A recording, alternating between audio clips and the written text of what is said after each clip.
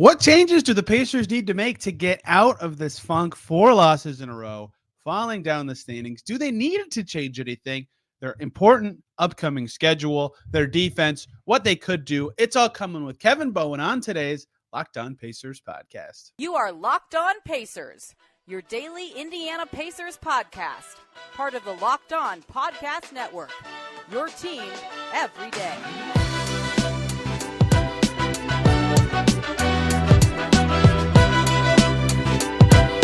What up, y'all? Happy Wednesday, and welcome into another edition of the Locked On Pacers podcast, where we, of course, talk about the Indiana Pacers. As always, my name's Tony East. I cover the team for Forbes and SI, and today we're talking more Pacers losing streak. Brutal run for this team. 4 losses in a row and 4 dramatically uncompetitive losses in a row. Down 20-plus in all 4 of the games, 3 of them against good teams, and 1 of them against one of the worst teams in the league.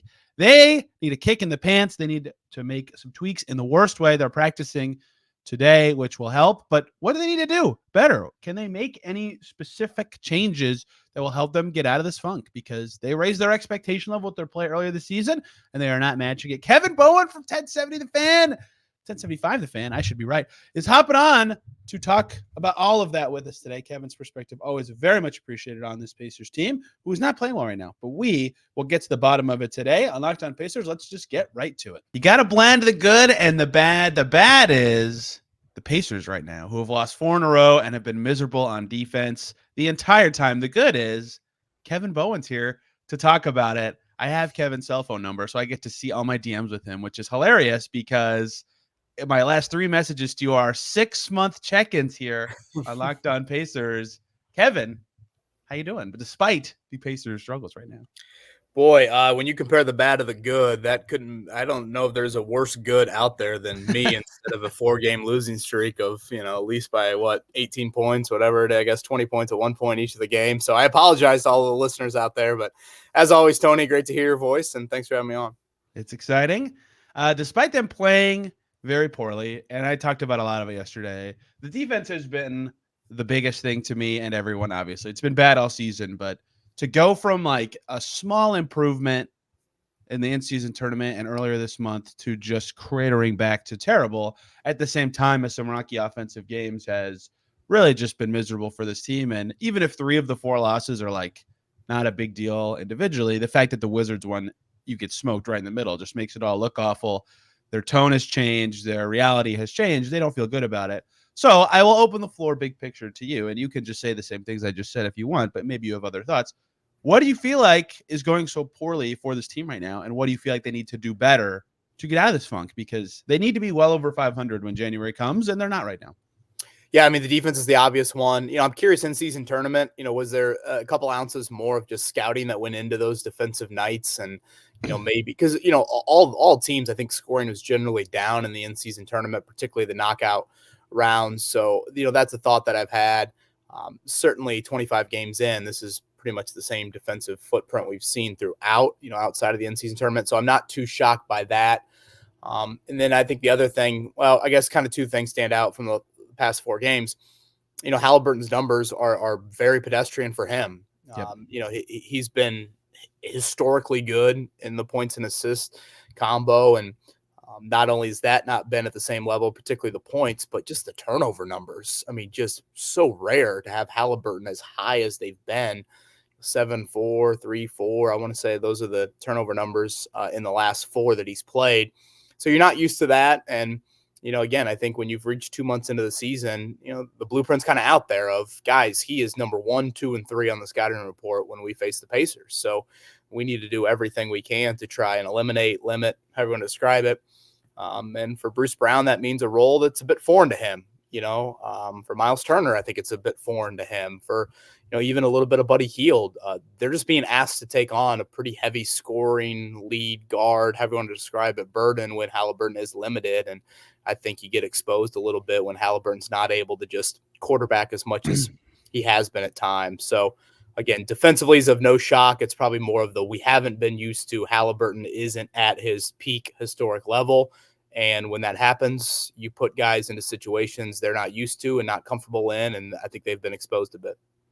Yeah, they hit 120 plus in 3 of the 4, Minnesota being the only one they didn't. Like, the offense has been fine enough, even though obviously Halliburton hasn't been at the same level. But I think an interesting part of what you just said that I was thinking about after I recorded last night is like Bruce Brown specifically is this to me because he's more handler type. The way that the attention has shifted to Halliburton recently means those guys are getting like much worse defenders on them. So them having these off nights, like Turner was 4 for 19 over the weekend and then was out Monday, and Buddy got going last night but was really poor prior to that, and Bruce Brown has had some choppier games as well. Like, they need to be punishing their matchups to force the opposing team to not be able to defend Halliburton with all this attention, with all this scheme effort, getting up on him full court, like the second he catches all the time, like all this stuff. And you saw in Detroit the way that teams have finally stopped. Like, they're willing to live with Halliburton step backs now because his floater and stuff inside is so deadly for his scoring. It's like, well, okay, we'll just let him take the 3, which there will be nights where he just goes crazy with that. But you're seeing all these little adjustments, and so it's on other guys to just be a little better. Just create a little better, make the defense rotate a little bit, and that hasn't been happening at all. And that's all great, but they're still scoring a lot, and they give up 137 and 123 and 151. And I can't, like, no one can be alarmed by the Pacers defense anymore, right? Like, we're past the point of saying, oh, this is alarming. We know this now. But the part that makes it, I already said it, to me so weird is, and I think you're right, that the in-season tournament, there was a little elevated scouting, right? Like, all hands staff locked in. These are big games. We want to prep you for the playoffs. This is a big deal from both teams, really. Pacers an opponent, and then also the emotional part of coming down from that. It's like it's got to be harder to focus. Like, the Lakers are 1-3 since the championship game too. Right. And that's not an excuse. That's bad. Like, you should be able to lock in every night as a professional athlete. But like, the fact that their defense has dipped is weird to say because it's bad already. But going from bad to awful is a big deal for them, especially when there's those little things going on offense that have really slowed them down. Yeah, it's crazy when you look at just like the elementary. I explained it to my wife. Hey, they are the worst team in the NBA in points allowed. I know maybe that's not the greatest metric, but if you just look at that, it's them in Washington. I think it's like 126.8. I want to say the Pacers after last night, 127. Tony, it's like a 5-point gap from 29th and 30th in the NBA to 28th. I mean, It's a huge, if you look at the middle pack, it's nowhere near that 5-point gap. It's very jumbled, kind of in that 115, 114 range. So they're bad, but they're like really, really bad when you factor in the rest of the league. Part of me has said this, and I remember even saying it, I don't know, maybe after the Atlanta game, but I was just like, should I just accept that the Pacers need to hope it's first one to 140 or 150 every night?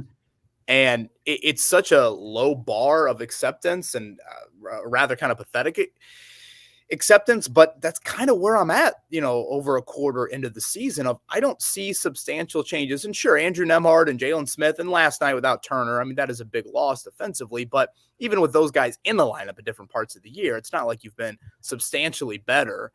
We had Rick Carlisle on the show this morning, and, I was asking him, are we at enough of a sample size? Like, is 25 enough for the defensive changes that you've made? And I mean, he definitely didn't act like, oh no, this is going to take 60, 70 games. This is a multi-year process, anything like that. So I think that's where you are disappointed to the fact of, to the point you made. If you can just get the bad, you can certainly be a team that's going to make the playoffs and, potentially even be 5-6 seed, out of that play-in range.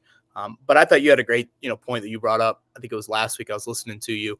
If you look at all the first round winners last year, I think it was everybody but Golden State, maybe top half in defense. And really a lot of them were top 10. I mean, to be fair, and obviously Golden State's offense speaks for itself. I mean, that's pretty jarring when you think of 7-game series, lock in, again, scouting report rises. So right now to me, it's just so personnel based. And, I tweeted out, after the loss to the Clippers, this result was to be expected. And a lot of people kind of went back at me and go, well, that's a lazy excuse. And I'm like, oh boy, here I am on Twitter, and I maybe wasn't as clear as I should have been.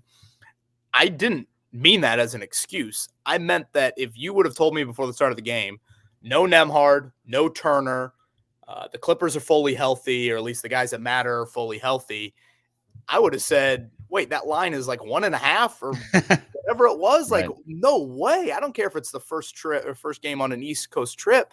Like, the Pacers can't guard average wings, let alone Hall of Fame wings. So that to me is just kind of the expectation, sadly, and the acceptance, sadly, that I just have with this team. I don't have grand expectations for them on the defensive end of the floor, and I don't see it changing substantially anytime soon. Got to talk about our partners at eBay Motors really quick, who have teamed up with Locked On Fantasy Basketball host Josh Lloyd to bring you some of the best fantasy picks each week, all season long. Whether you're prepping for a daily draft or scouring the waiver wire in your league, every week we're going to provide you players that are guaranteed to fit on your roster. So let's see who Josh has picked out for us on this week's eBay's Guaranteed Fit Fantasy Picks of the Week. How about a guy the Pacers played last week, James Wiseman, who's going to be playing a lot more in Detroit. Isaiah Stewart is hurt. Wiseman's producing a little bit. Confidence in him a little low, but numbers and opportunity appear to be there for Wiseman. Another guy the Pacers will be playing soon, Tari Eason with the Rockets, coming off the bench, but playing a lot. Ime Udoka seems to like him and find minutes for him. He's good per minute value in fantasy. He's very useful. Plus, Braden Pajemski, one of my favorite guys in this draft, now starting for Golden State, looks good. Grayson Allen playing a lot for the Suns with Bradley Beal hurt, and Malachi Branham starting for the Spurs. Some options for you to look at in fantasy this week. And Josh Lloyd from Locked On Fantasy Basketball can help you win your fantasy championship. While eBay Motors knows a championship team is about each player being a perfect fit, which is the same with your vehicle. I'll never forget my first car, the Sebring. It was amazing. I had a lot of fun fixing it, making sure everything was in tip-top shape. And eBay Motors would have been great to use. With over 122 million parts for your number one ride or die, you can make sure your car stays running smoothly. Brake kits, LED headlights, roof rack bumpers, whatever your baby needs, eBay Motors has it. And with eBay's Guaranteed Fit, it's guaranteed to fit your ride the first time, every time, or your money back. Plus, at those prices, you are burning rubber, not cash. So keep your ride or die alive at ebaymotors.com. eBay Guaranteed Fit, only available to U.S. customers. Eligible items only. Exclusions apply. It's funny you bring up the per game numbers gap because at first I was like, dang, this is really influenced by their pace, right? Like all these teams are scoring a lot. But even if you go per possession, they're like 3 points behind 27th. Like the gap is still enormous. They are not doing well on that end, obviously. And I think, you talked to Rick this morning, obviously, but like last night felt, I'm not saying that there's drastic changes coming. We'll talk about this in a second. But last night there was definitely a tonal shift of Rick and Tyrese and Ben Mathurin on the stage or the podium. And they were, like, what are we doing? Like, this is brutal. This stretch has been brutal for them. And they were playing the Clippers, which made this funny because you said first to 140. Ralph Lawler, the famous man with Lawler's Law, right? The rule used to be first to 100 wins, and they still track it on the Lawler's Law website. It's like 92% accuracy, right? The Clippers hit 100 with like 17 minutes to go yesterday. It's like they still won, but I was like, good Lord, what is the law for the Pacers? 125 or something? Right. It's crazy what the level they're at is. And so when everything isn't clicking, it doesn't work. And Golden State last year, the exception to that rule, they were 19th. It's not like they were like awful. They were just like a little below average. And so that's why you just nailed it. And Caitlin Cooper's been all over this. They don't need to be good on defense. They're the best offense in the league. Maybe not anymore. Maybe Philly caught them. They're like one of the best offenses in the league. They just have to be bad, right? And they're not even that. They're just awful. And so this losing streak has really kind of shown that in its full brute, and losing games. I mean, not losing games you should win except for the Wizards game, but to lose pathetically in all of them, I think, has really been a wake-up call. Yeah. And that's funny. I just said a wake-up call to you. That's funny. That leads to the question, I don't know if anything significant will happen, but Rick was talking about Aaron Nesmith and TJ McConnell and how they provide all this energy, and that's important to their lineups last night, and not everybody had that. And, he said perhaps we'd have to look at lineup stuff if we keep playing this way. Like he didn't confirm anything would happen, but hinting at it, of course, is noteworthy in its own way. So open floor, Kevin. Do you think don't do trades, but beyond that, what big changes, if any, do you think they need to make right now? Because they're playing awful. One thing I do want to mention, Tony, before we get into, kind of personnel stuff is you go back to that in-season tournament hangover that you brought up. And I go to that Lakers game, or the Lakers being 2-7 along with the Pacers. They have been a lot more competitive, LA, than Indiana. So I do think that's worth pointing out. that's the disappointment for me. It's not that you lost to 3 really quality teams, but you really were outclassed in all of them. And in particular, that Wizards one obviously is the one that stands above the rest. So I did want to sneak that in there. I thought Rick with us this morning walked back a little bit of the tone and how aggressive maybe the lineup, changes. We've got to look at The all L word. The L word. The Yeah. L word. When you hear lineup, Exactly. whoa. Yeah. As soon as that happens, everybody starts freaking out, understandably. But, he had a lot of raw emotion, I think, with you guys last night and, his first technical of the year, et cetera, et cetera. So, when I heard that, all of a sudden I jotted that down thinking, oh boy, we got to follow up with that on Tuesday morning.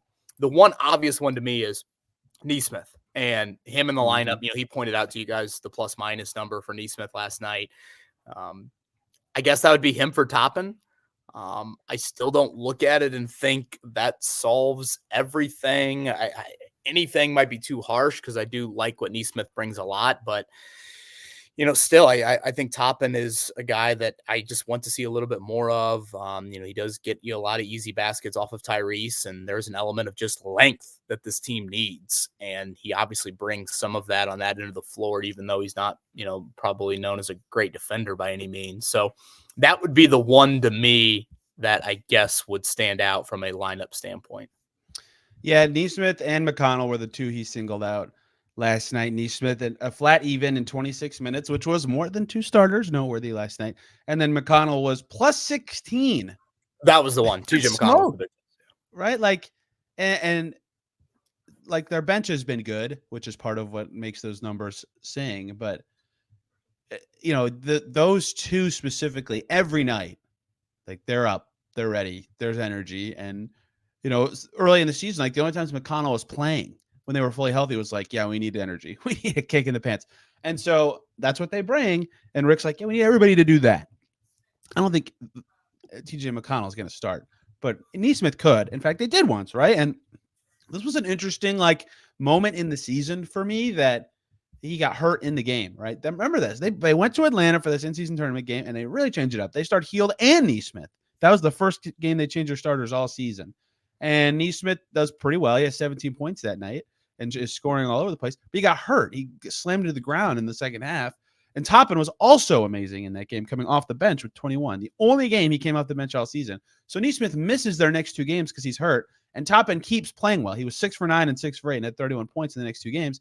So they just kept starting him because he's playing well, and he's continued to play pretty well. Although his shot has escaped him a little these last couple of weeks, but not really. So they went to it once, and I wondered if he didn't get hurt, they won in Atlanta. I mean, the defense was pathetic in that game, but they won. Like, would they have kept going to that? It was very similar to me last year. Of they put Nesmith in the starting 5 for Jalen Smith, and then the very next game they go back to Jalen Smith in Cleveland, and then they go back to Nesmith for the rest of the season. Well, Nesmith got hurt this time, which changed it. So Nesmith is the answer to me, but Toppin's been pretty good. I think he still leads the league in 2-point percentage. I will double check that while I'm talking to you. And his 3 is better, even though it's still not a thing that people are scared of as opponents. Yes, he's still first in the league in 2-point percentage. So they have those two doing good things. So if you do it, is it for Hield? Is it for Brown? I don't know, but I agree that Nesmith, not only because of the energy he provides, which is generally pretty contagious, but he can defend. And they need that on this team, and especially in the starting 5 in the worst way. Last night, they were winning after the first quarter because they scored 38, not because their defense was any good. So I do think that if they do make a change, Nesmith would be the guy that stands to benefit, or maybe benefit's the wrong word, maybe just move around where his minutes are the most to spread some energy around, to make the lineups make a little different, not more sense. They're not bad now, but they've been losing, so maybe they are, but just to sing because they haven't been.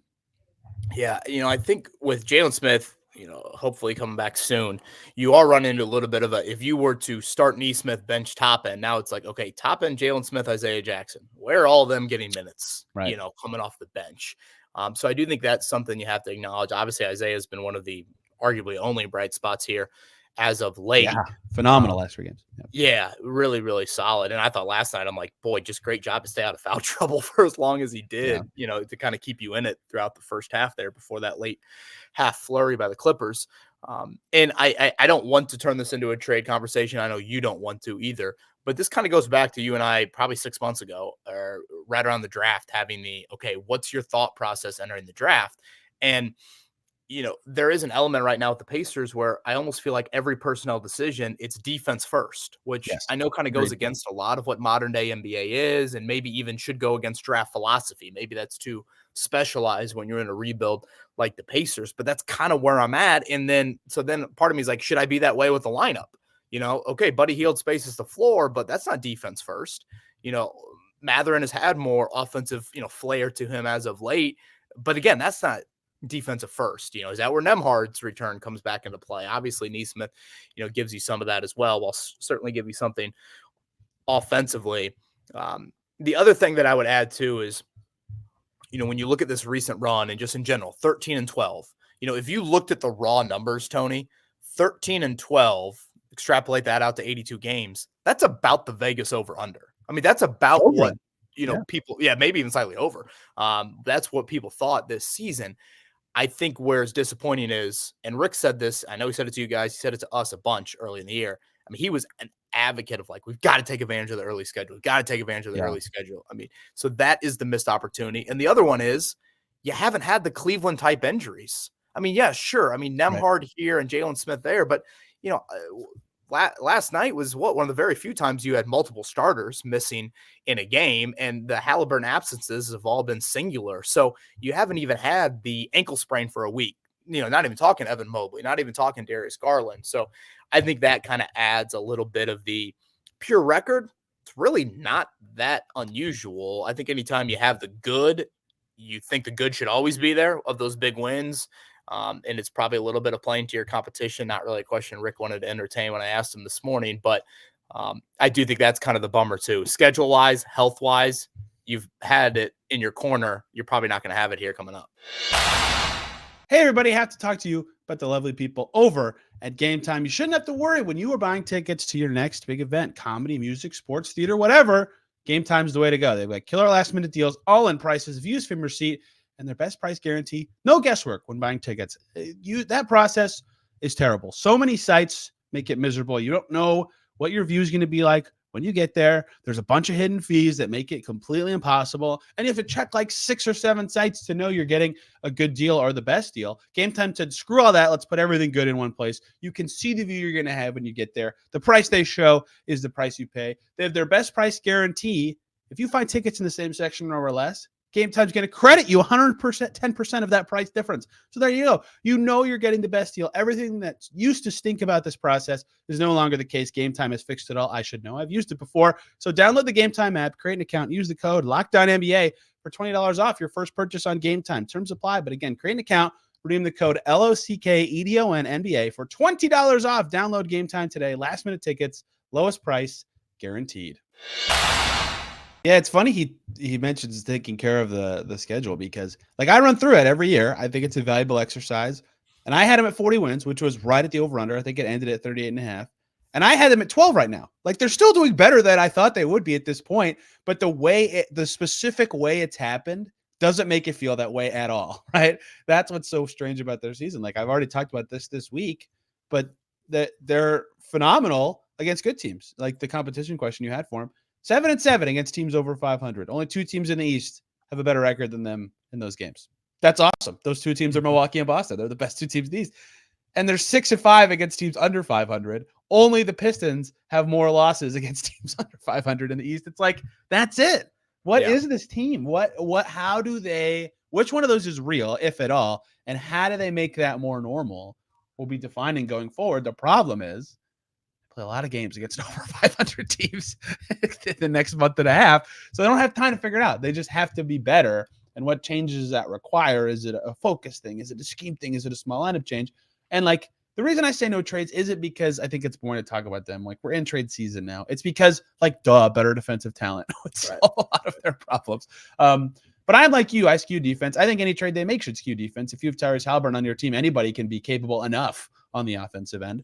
So how do they get more defense or more cohesive defensive units on the floor should be a big question for them going forward. What do you make of that? The over 500 record versus under 500 record and the highs and lows of the season. Is that Is that playing to your competition? Is that just a symptom of their inconsistencies with an amazing offense and awful defense? Is that even rectifiable? Does it even matter that it is that way? I'd like to think like basketball IQ, basketball character, self-motivated guys that play into your competition wouldn't be a thing.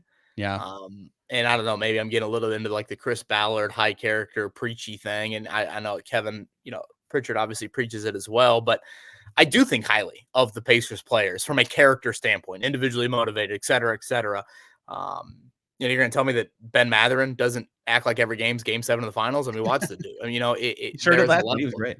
I mean, Nesmith, a lot of these guys, TJ McConnell, certainly, I don't undermine that. It's confusing. And honestly, it's a big reason why I asked Rick the question, because I respect Rick's mind so much that I'm generally curious. Do you believe playing to your competition is a thing? And if you do, how do you try and go about that? Look at the weight of the in-season tournament games versus the other games like we've talked about. And again, as a observer of the team, someone that covers the team, a fan, that's incredibly frustrating because it's hard to kind of pinpoint what you are and who you are as a team. So, part of me thinks there's an element of just kind of Waters finding a little bit of its level. And again, you're 2 months into the season, a little bit more of the scouting blueprint is there. But I still think and believe there's more in there of again, I said 45 wins, 5-6 seed. I still think that's in there. Obviously, it hasn't been there for the last 10 days or so. But I just don't know, Tony, where there's this big sort of regroup, breathe, 2 straight days of practice sort of moment in this. It's almost going to have to happen within these games. And again, on paper, if you want to look at like the next 4 or 5, I think there's a chance there just because, it's a banged up Charlotte team at home. This was my next topic. Thank you. Keep going. Look at this. Keep going. Great minds think alike. Sorry to keep on going, but here I am. This is great. Who knows what Memphis will look like on Thursday, to be totally fair, in Ja's first game at home. And then, the magic of a little bit come back to earth. Houston, New York, and Chicago, I want to say in some order the rest of the month. That, again, on paper, offers a bit of manageable nature to it before you get into, Milwaukee 2 games in 3 nights, and then obviously January speaks for itself. So maybe this is it. Maybe, as Rick said, strapping it up today at practice, Tuesday at practice, and getting back to something. And then, again, can you manage it schedule-wise? Get to the end of the month at whatever, 17-14 and regroup. I don't know. Maybe that's wishful thinking, but I think it's a huge look in the mirror week and really a look in the mirror close out to the month of December. I don't know if you get this way about the Colts or the Irish, but like when you're around a team a lot, you get these gut feelings about their games. Just like, I think they're going to, and a lot of times it's right just because you like understand the psyche of the team and what they've been through. This year, oh my God, I think I'm wrong.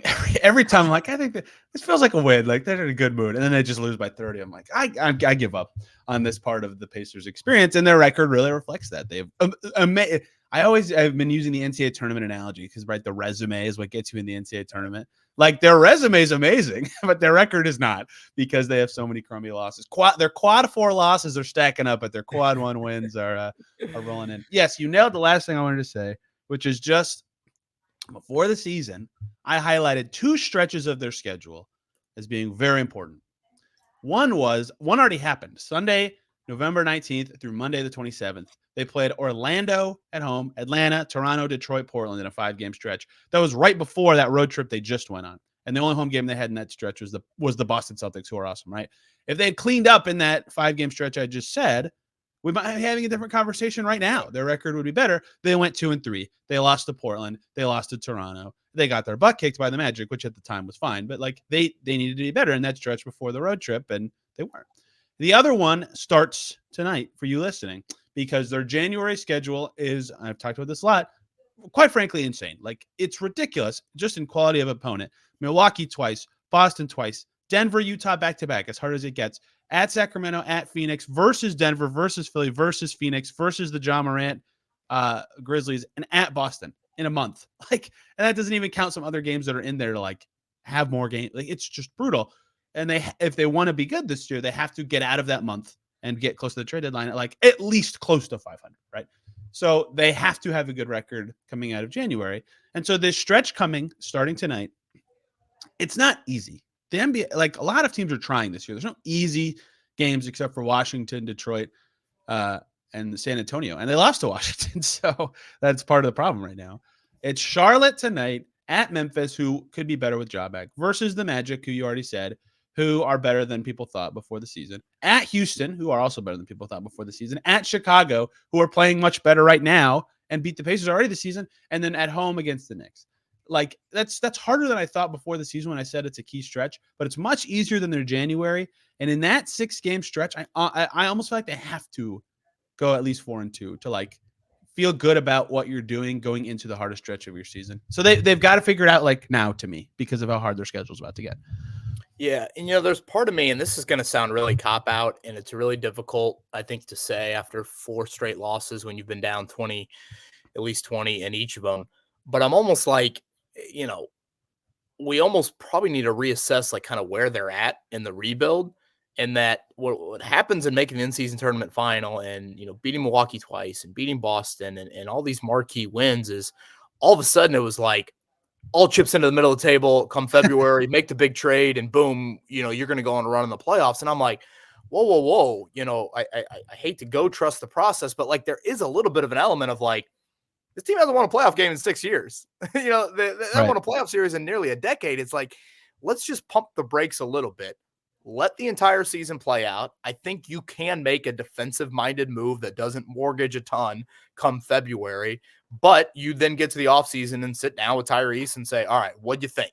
Where do you think we need to pivot? What do you like? What do you not like? We still got this young core. You saw Mathurin in a variety of roles. Whatever. Aaron Nesmith is a little bit more of a guy. Who knows how, Jarris Walker and Ben Shepherd look come the end of the season. But there's part of me that has had that creep into my brain here. Also in the last week or two of like, oh my gosh, there's so much venom. And I get it. When you show promise, you now have that expectation. So I understand that. But I guess I kind of want to remind myself and maybe some fans out there of like, it's not the end of the world. If 13-12 turns into whatever that is at the end of the year, 43 wins or whatever the math is, like that technically is higher than what Vegas had them at. If they get a taste of a playoff series and are competitive in round one, I don't think that's the end of the world for, where you were at coming into this season. I mean, to me, it was make the playoffs. I think you can be out of the play-in, be extremely competitive in a round one series. There's a lot of individual storylines, of course, off that, but team-wise, that's kind of where I was at. So now to get there, like you said, this is an important stretch. You need to try and get a little bit of cushion, I think, before it really stiffens for you. But still, there's been part of me, Tony, that, and I know you're not this way, but it's just kind of like, all right, let's all maybe take a deep breath here. Really disappointing in the last week. That's frustrating. If that becomes the norm, then you've got a bigger issue here.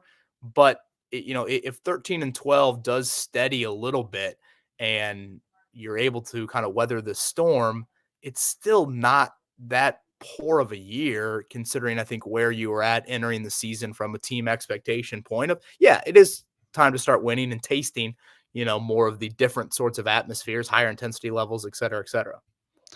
I agree with all that. I was always on the long-term approach, even when they were playing well, which that's what the front office said before the season. But like, they're still so young to me.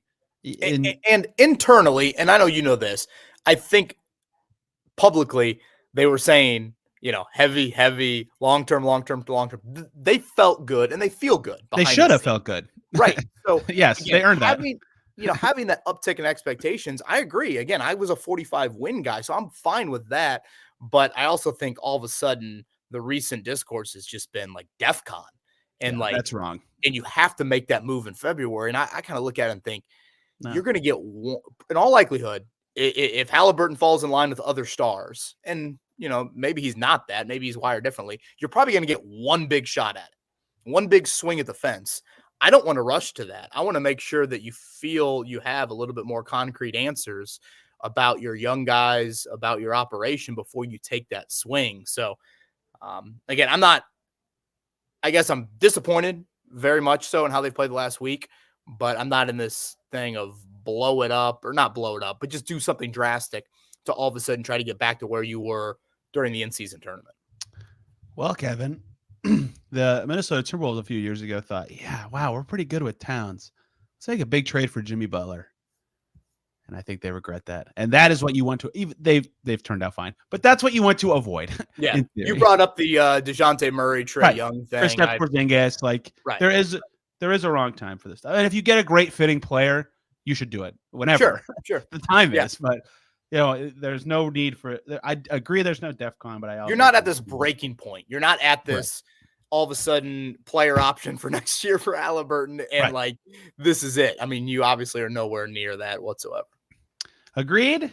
I am looking forward to seeing how they handle the rest of December. And if you want to hear more from Rick Carlisle and Kevin Bowen talking, the wake-up call with Kevin and Andy is the way to go. And I'm not going to tell people where they can find you and what you do covering Indiana sports. I'm going to let you do that, Kevin. Yes, K-Bone 1070, as you can see on the screen, audio-wise, it is the wake-up call. Well, 107.5 The Fan here in Indianapolis. So it's every morning, 7 to 10, Monday through Friday. So as always, Tony, thank you. Happy holidays. Merry Christmas to you and to all your listeners, man. Kevin wakes up for work when I'm going to bed from the night before. So I texted you last night, or I guess it was this morning. Whatever. It's 6:30. I'm like, gosh, Tony's not. First off, I hope I'm not waking you up. Secondly, I'm like, he is not gonna read this until like my last break of the show. It's so embarrassing when I'm you guys' last guest of the day and I need an alarm to be awake. I get it. Trust me. If I had the exiting Gamebridge at 1 a.m., whatever it is, I'd be in the same boat. It's brutal. Thank you so much, Kevin. This was great. And the Pacers tonight against Charlotte. We'll be talking about that tomorrow, talking a little Grizzlies. That one might have some juice. People are saying Ty above John now. Ja's not going to like that. He's back at home. It's going to be a fun week for the Pacers. And by the way, their last game in Memphis ended. Scary stuff. So we'll see where this all shakes out for the Pacers this week. We'll talk about it all here on Locked On Pacers. Thank y'all for listening. Have a great day. We'll see you soon.